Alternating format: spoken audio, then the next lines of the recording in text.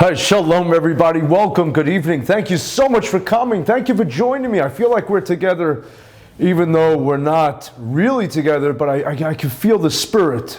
And I appreciate very much you with me. I want to give a special thank you to Chazak, a very, very special thank you to Torah Anytime, and of course BJX. But I'd like to express gratitude to chickensforshabbos.com. Chickensforshabbos.com is such a worthy organization, perhaps an organization like no other.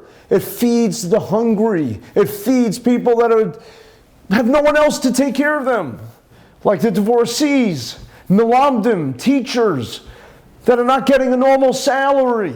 Please, I'm begging you, give something to chickensforshabbos.com, whatever amount you could give. Chickensforshabbos.com, there's absolutely no overhead. Every single penny that you give, it goes straight into someone's mouth. Well, they're not eating the penny, but they're eating the chicken that's bought with the pennies. So, but don't give a penny, give something a little more generous. Chickensforshabbos.com.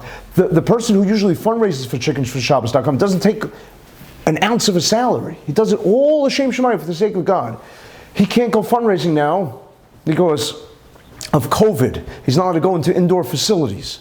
So let's help him. Let's make sure that those that need it most are not deprived. Chickensforshabbos.com. Okay, without further ado, we start tonight's program. And tonight I'd like to ask you a question. Yes, I'm a good Jew and I like asking questions. And I hope that you'll have, as a good Jew, you'll have more than one answer.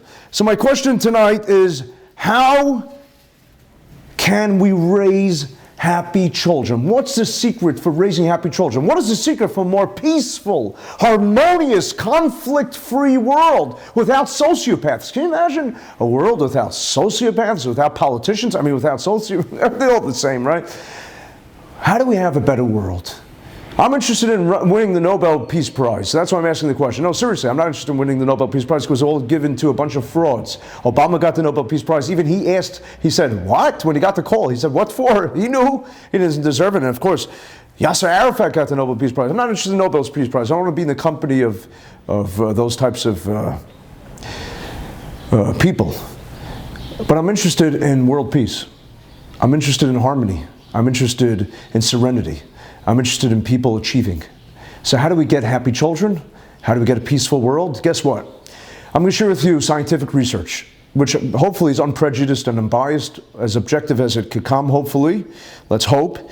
2011 from Duke University. Now, in case you don't like Duke University's basketball team, you don't like their golf team, I don't know if any university actually has a golf team. By the way, they say that golf is now a very big commodity. All the investment gurus are advising people to buy stocks in golf companies, golf accessories, golf clubs, etc., because golf is the only sport really that you could do with social distancing. Try to play basketball, football with social distancing, it just doesn't work. So it seems that golf is having an upswing, pun intended. 2011, Duke University. So if you don't like Duke, we'll go to 2013. UCLA. Now, in case you don't like UCLA, because it's in California, Governor Newsom, who's a nuisance, they now discovered that Governor Newsom is a hypocrite, that he has all these COVID regulations and restrictions, and he himself went ahead and partied without a mask. So maybe you don't like UCLA 2013. Let's go to 2015, University of Notre Dame. If you don't like that university, then we'll go to the clincher. The most prominent university, arguably in America, is Harvard University, that icon of universities. And in 2019, they have a study. What's this study all about? It's about the fact that what produces adults that have high self-esteem, low depression, low anxiety, you'll never believe it. And we're talking about well-adjusted adults. Now, if you work with somebody in your company, and especially, if let's say if it's a woman and the woman's hormonal, then you got problems. If it could be a man, and the man suffers from low self-esteem, or the man suffers from anxiety, the man suffers from being very temperamental, then you're going to get home from work and you're going to become temperamental. It's going to become a vicious cycle, and your children will be temperamental, or your acquaintances will become temperamental, and it's just going to be very detrimental. So there's an amazing study that shows that children that are raised with affection, not infection. I'm not looking for COVID infections. So don't confuse infection with affection. A-F-F-E-C-T-I, affection. Affection, i.e. synonymous with love. Children that are raised with love, those children will suffer from much less depression, anxiety. Those children will be much more successful. They have higher IQs. Can you imagine that? Not only that, they'll be much less prone to vices, addictions, such as drugs, alcohol, and many other addictions. And this is actually quite fascinating to me. And there are studies that show that when children get more affection, it actually affects their brains. You could do a PET scan and you could watch how the brain is affected through the affection. Now, you'll say, what does affection have to do with anything? By the way, I know a lot of parents, I've heard parents make statements, Baruch Hashem, I do counseling, and I've heard parents tell me, my child is my everything. And there are parents that will make sure that before the child leaves to school, that parent will give the child 100 vitamins, without an exaggeration, 100 vitamins, right? Vitamin D and quercetin and zinc and vitamin C and vitamin B and they love the kid. Don't they love the kid? And they make sure the kid has everything they need. I'll give my kid anything in this world. Many of those parents, though, they're not giving the kids affection. And I saw this actually as a consequence of the Holocaust in second and third generation survivors, were Holocaust survivors because they were traumatized so severely and they lost their family members, and many of them were separated in their youth from their families. It was very hard for them to show affection and love and to tell their children, I love you. Now, of course, implicitly, they loved their children immensely, and there's nothing they would not have done for their children. The children acknowledged that. But being there for your child in a material way, in a physical way, I don't mean a physical as affection, I mean to give the child shelter and to give the child money. That's all, of course, very important. And if you didn't do that, you'd be abusing your child. But more important than that is affection. It means hugging your child, kissing your child, learning to say the three most important words any child and any adult needs: I love you. For some reason, a lot of us have a hard time saying that because we didn't hear it. And our brains are not wired for it. We have to learn to say, I love you. And we have to learn how to give hugs, dispense kisses. As a matter of fact, there was a famous researcher, a psychologist, Harry Harlow. I don't know if you've heard of him. His specialty, he studied a lot of primates. And the primate that he chose was the rhesus monkey. He had 120 monkeys under his care. And he did a very interesting experiment. The animal rights activists today, they take offense and umbrage at a lot of the experiments that he conducted. But let's learn from his experiments. So what he did was he took these monkeys together and he did a controlled experiment. What he did was he took these monkeys and took them away from their mother and tried to make a surrogate artificial mother for the monkeys. So what was the surrogate artificial mother for the monkeys? He took two different mommies for them. One mommy was made out of strictly wire, and the other mommy was made from wire and cloth. And the cloth had a certain type of texture that was very soft and cuddly. The mommy that he gave them that was made out of wire actually had a bottle in order to feed the monkeys. The mommy was made out of cloth and a cuddly texture did not have any food for the monkeys. He subjected the monkeys to both mothers, and astonishingly and surprisingly, the mother that they gravitated towards was not the mother that gave them the food. It was the mother, again, the surrogate artificial mother, but it was the mother that was cuddly and that they felt they were getting warmth and pseudo-affection from. The monkeys were willing to basically give up the food. But of course, they got their little mere, meager, minimum sustenance and nourishment that they needed. And as soon as they got that, they went away and they ran to the cuddly mommy who they thought caressed them and smothered them with love. Isn't that, amazing? Which reminds me of a story. There was a boy in the Holocaust who, tragically, he was a skeleton. He was starving. And he was scavenging for food in the nighttime, looking in the garbage cans for food, for a little morsel of anything that even had a hint or semblance of something that would be for human consumption. And he was there, around 2 o'clock in the morning. And there was a fellow who was in the concentration camps who saw this boy and had tremendous mercy. And he went there and he startled the boy. The boy was shocked and startled. and frightened. And he said to the boy, he says, no, I don't mean to frighten you. I don't mean to startle you. I'm not from the SS. I'm not a German. I'm not a Nazi. He says, I'm a fellow Jew. And he says, what are you doing, to the little boy? And the boy said, I'm looking for something to eat. I'm so hungry. And the man said to him, he says, you know, young man, he says, I wish I had even a potato peel to give you. A potato peel. Can you imagine how spoiled we are if we don't have our sushi every single night? You know, we're going out of our bunkers, you know, we're losing our minds. And this boy would have had a potato peel. The man said, I wish I had a potato peel to give you. I wish I had something that resembled human food, something to give you. He says, but I don't. I'm just as emaciated as you are. He says, but there is something I could give you. And with that, he went ahead and he embraced the boy and gave him a hug. And the boy melted from the love, from the brotherly love of his fellow Jew. Years later, this man from the concentration camps, the older man, had died. His children were sitting Shiva in Jerusalem, Yerushalayim. And all the people that came to comfort them, they knew, except one person comes in and he says, I'd like to comfort you. And they said, well, who are you? We never met you before. We don't recognize you. And he says, you won't know me. He says, but all I can tell is your father saved my life. And they said, really? He didn't tell us this story. He said, well, I'll tell you the story. He says, you know, I was emaciated, I was starving, I was famished. I felt like dying. I was just devoid, empty. I had nothing. And I went scavenging in the middle of the night in a garbage can, and your father came to me, and he gave me more than food. He gave me love. He gave me something to hold on to, that warmth from his hug and from his affection. It kept me through the worst atrocities, the most heinous, barbaric tortures. And because of that, I was able to hold on to something, and I was able to live. And that's what Harlow proved with his experiment with the two mommy monkeys that weren't really monkeys. That more than the food is the affection. If monkeys need affection, how much more so human beings need affection? And Harlow actually was able to counter a dogma that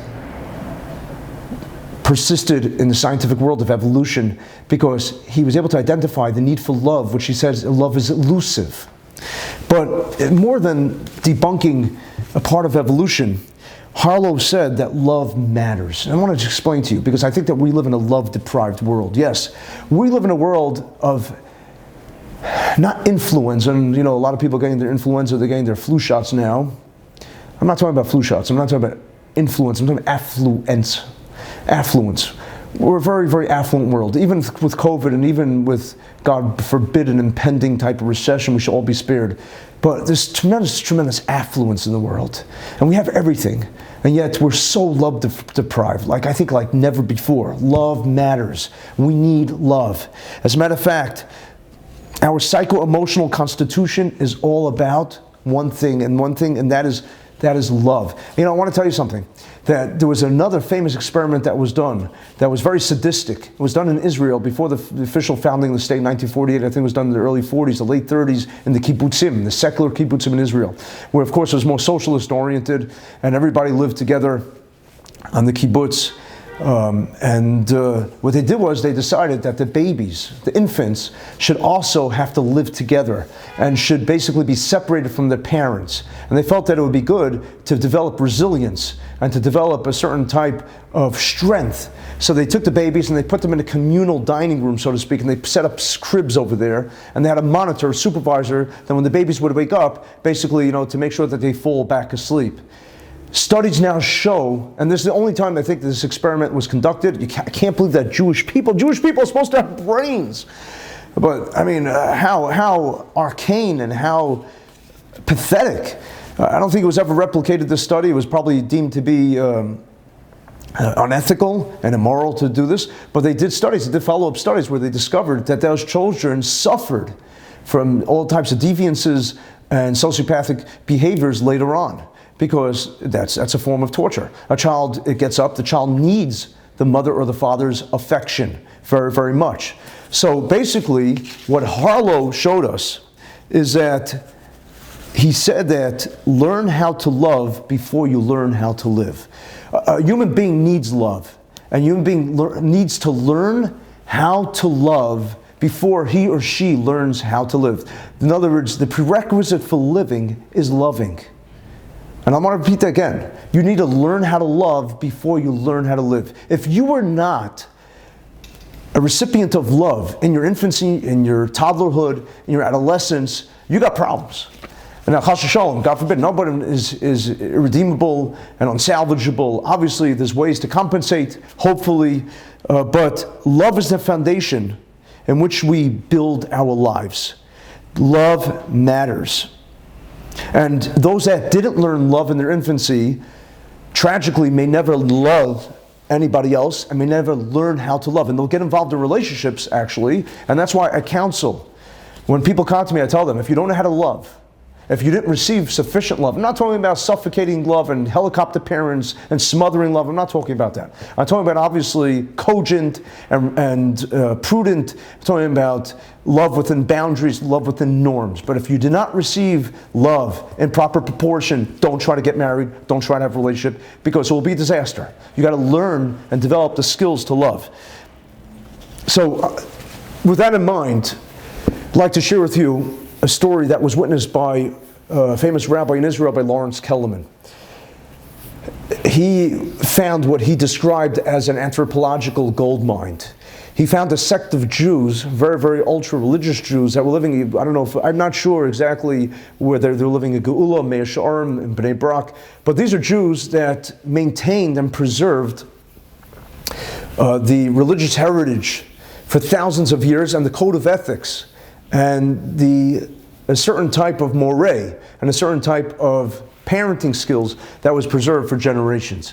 And he was present, he was privy to a leader, their leader, who was giving a class, and he opened up the Chumash, he opened up the Torah, and he read from them, he read to them from the book of Deuteronomy, Sefer Devarim, which is chapter 30, verse 15, Perek Lamed, Pasuk Tezvav. Re'ei nasati lefneichem hayom, behold, see, I am presenting to you today, says God, as a chayim vesatov. Now Moshe Rabbeinu is actually, this is in the book of Deuteronomy from Moshe Rabbeinu. He says, see that I'm giving you as a chayim vesatov, I'm giving you life and good, and I'm also giving you another option, because we have free will. There's two routes to take. There's two very divergent routes and paths to take. Either you could choose hachayim vesatov, life and goodness, or you could choose hasamaves vesara, death and bad. And how do you know what it is? So listen how the verse continues. The verse continues, Asher anochi mitzavcha hayom. What am I commanding you? I'm telling you that you could have life, you could have goodness. And what is that? What am I giving you? I'm giving you la'ahava. The next word says love. To love.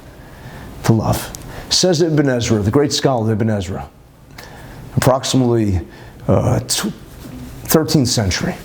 Says Ibn Ezra, ha'ava ha'ikar. He says, you want to know what the mainstay of life is? You want to know what the foundation of life is? You want to know what the key to life is? It's love. Love is the foundation. Love is the constitution. Love is all about your psycho-emotional health. You have to learn to love before you learn to live.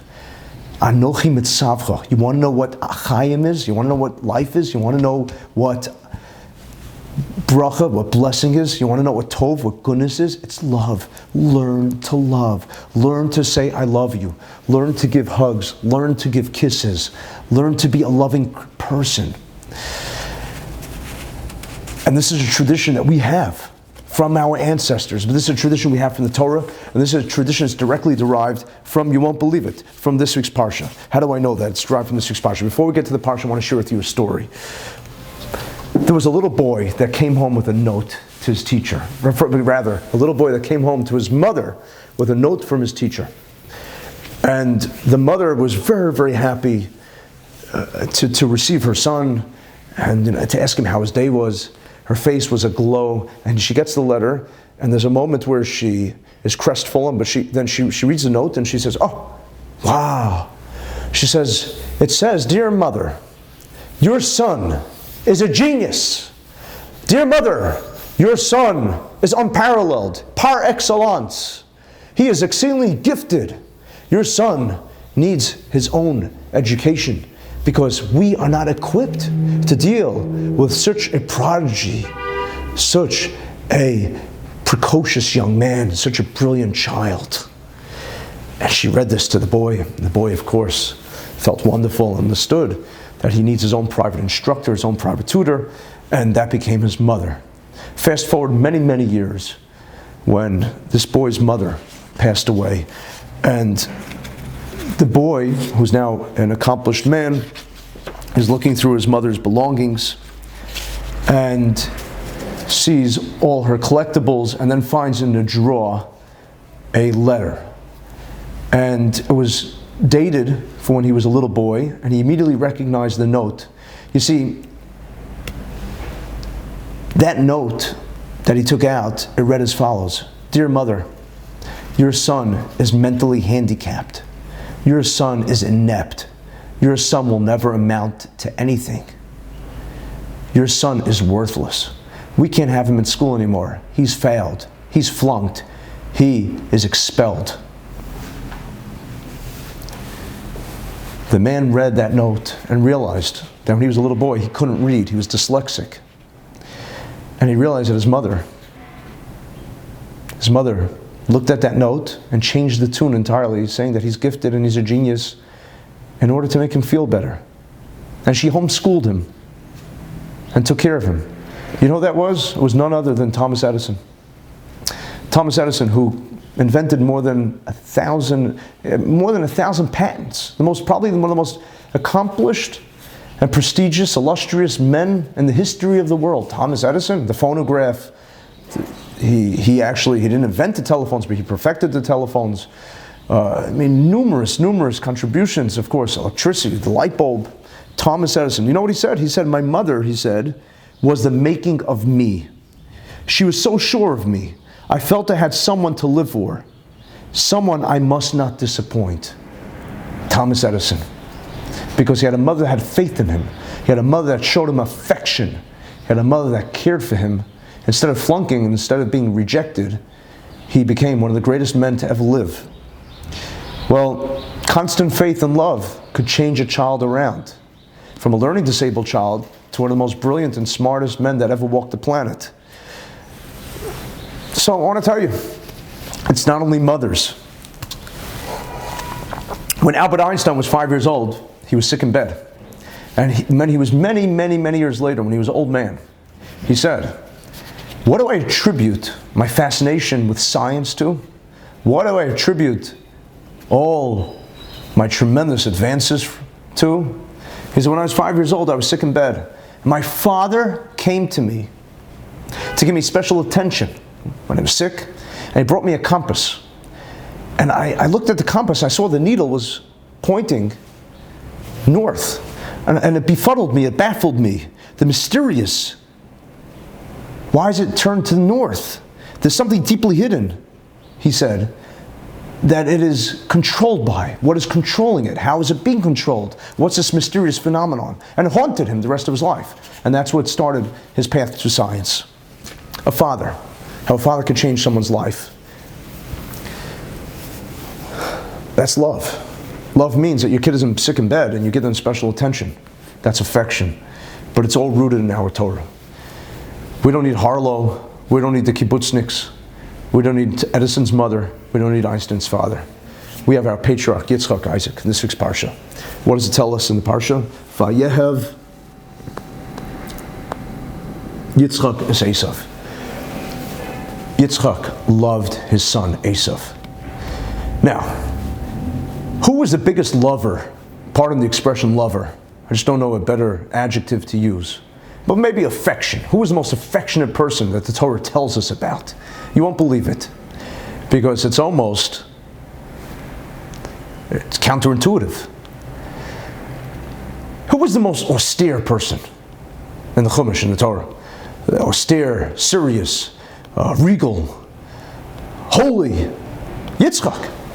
Yitzchak was called an Ola Tamima, which means he was like a burnt offering. There was nobody like Yitzchak. Yitzchak never left Israel. He was considered to be holy from birth. He was the only one that was given, God gave him his name. Only the patriarchs that God said, call him Yitzchak. He never left Israel. God never changed his name with such a holy name. Avram was changed to Avraham, to Abraham.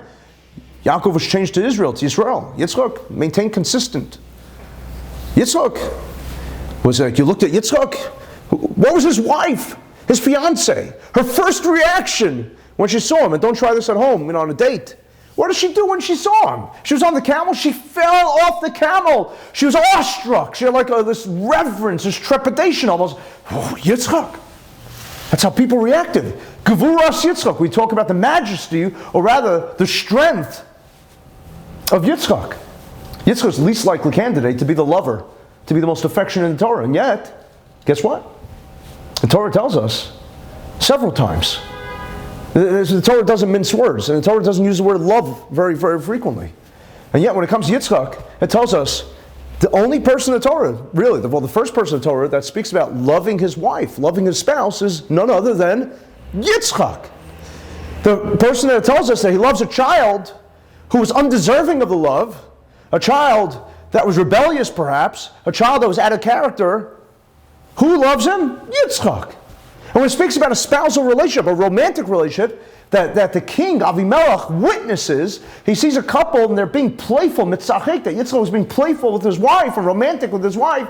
It's Yitzchak, it's not Avram. What's going on here? That's austerity? How do you reconcile that with the notion that he represented the fear, yira? Avram was chesed, kindness. He was yira. And this teaches us that no one should say, ever, well, it's not within me to love my child. There are people, their parents will tell me, I can't take my kid. I just can't stand her. My daughter reminds me of my sister-in-law who I just can't stand. No. Yitzchak. Yitzchak was your least likely candidate to be the lover, to be the person of affection. You would never dream, you would never pinpoint Yitzchak. And yet, he was the one that broke his nature. It wasn't his nature. His nature, his DNA perhaps, his genetic code, so to speak, was to be perhaps more distant, more remote, more reserved, more inhibited. And yet, we see that he's the most loving. Because that's what we're here for. We're here to perfect ourselves.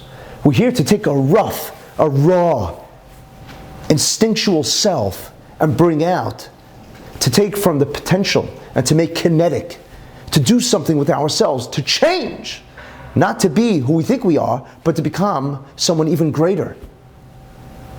And to tap in, to harness the energy, the dormant energy that we don't even know we have, and to utilize it. And that's precisely what Yitzchak did. So that's what the Torah tells us. He loved Esav, an undeserving child, a child who he shouldn't have loved. Now, just to make it clear, does this mean that he did not love Yaakov, Jacob? So the Radak, Reb David Kimchi, and the Siporno, Vadio Siporno, both say that of course he loved Yaakov. Why doesn't it say that then? It only tells us he loved the bad child. What about the good child? And by the way, it's a problem. A lot of times, in the family dynamics, where the child that needs the more attention doesn't get the attention because one parent could be fixated on another child, which is not good. They tell us, yes, he loved both his sons. But it's axiomatic, of course, it's understandable that he loved Yaakov. Yaakov was the goody two-shoe. Yaakov did everything he was supposed to do. The chiddush and novelty is that he loved Yitzchak. Vayehav Yitzchak as Esav, that he loved Esav, even though Esav didn't deserve it.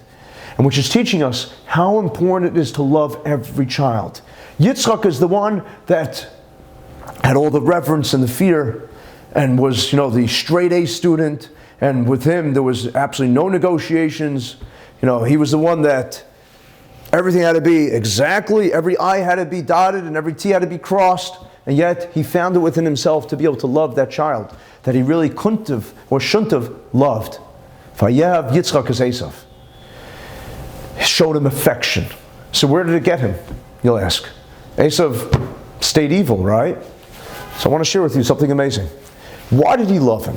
So all the Mefarshim, all the commentaries say, Kisayed befiv, because his son went ahead and caught him game. He trapped him animals and fed him. Kisayed befiv, because he fed him in his mouth. It's wrong. Totally different interpretation. Says the Sifsei Cohen. Listen to what he says. Unbelievable. He loved him Not because Esav fooled him, and that Esav, pretended to be Mr. Righteous, and he was fooling his old father, his blind father, and therefore his father was beguiled, and his father was deceived, and his father was connived, and his father was manipulated. You think Yitzchak could be so easily manipulated? We're talking about the person